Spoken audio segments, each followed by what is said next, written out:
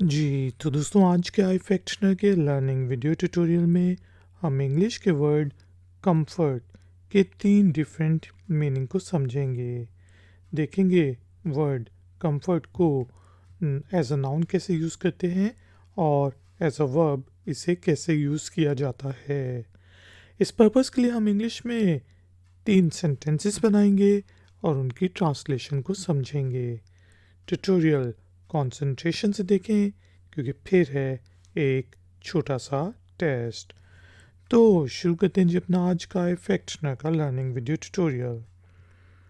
दोस्तों, जब हम वर्ड कंफर्ट की बात करते हैं तो सबसे पहले हमें इसका मीनिंग समझ आता है आराम का। नाउन के तौर पर हम कंफर्ट को आराम के लिए यूज़ करते हैं। जिस तरह हम कह सकते हैं he works from the comfort of his house, कि वो अपने घर के आराम से काम करता है। घर में जो आराम होता है, क्योंकि वो वर्क फ्रॉम होम करता है, तो हमने कहा he works from the comfort of his house. इसी तरह दोस्तों, जब कोई तकलीफ़ में हो और आप उससे राहत देने के लिए, आराम देने के लिए या उसे तसल्ली देने के लिए कुछ वर्ड्स कहें तो उसको हम वर्ड्स ऑफ कंफर्ट कहेंगे। जिस तरह हम कह सकते हैं कि आप मुझसे पूछते हैं यार तुम उसके घर क्यों जा रहे हो, तो मैं कहूँगा कि I am going there to say few words of comfort to him, कि मैं उसके घर उसे तसल्ली के कुछ शब्द, तसल्ली के कुछ अल्फाज बोलने जा रहा हूँ।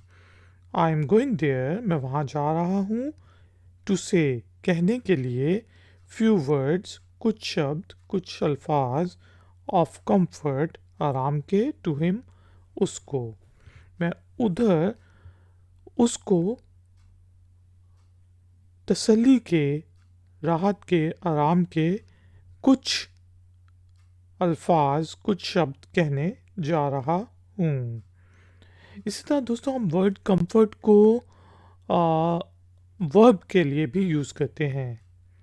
जैसे देखिए, अगर मैं इस तरह कहूँ कि आई विल कंफर्ट हिम, अब वो बहुत ज़्यादा मुश्किलों में है या बहुत ज़्यादा बेचारा दुख में है, उसे मसला है कोई, तो मैं कहता हूँ कि मैं उसे मतलब तसल्ली दे दूँगा।